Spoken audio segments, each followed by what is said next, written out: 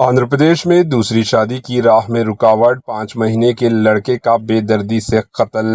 پڑوسی ریاست آندھرا پردیش کے ضلع کاکیناڈا کے نرساپورم گاؤں میں ایک دل دہلا دینے والا واقعہ پیش آیا، جہاں ایک خاتون اور اس کی ماں نے مبینہ طور پر 5 مہینے کے لڑکے کا بے دردی سے قتل کر دیا۔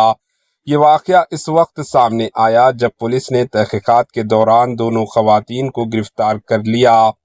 شیلجا نامی خاتون نے 2 سال قبل ستیش نامی شخص سے بین طبقاتی یعنی انٹر کلاس میرج شادی کی تھی۔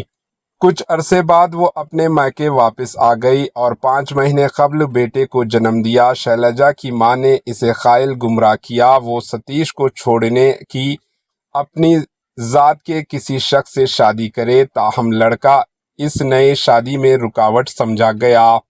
6 مئی 2025 کو شیلجا اور اس کی ماں نے مبینہ طور پر بچے کا گلا گھونٹ کر اسے قریبی کنویں میں پھینک دیا۔ بعد ازاں انہوں نے دعویٰ کیا کہ کسی نے ان کے گھر پر جادو ٹونا کیا ہے، جس کی وجہ سے بچہ ہلاک ہو گیا۔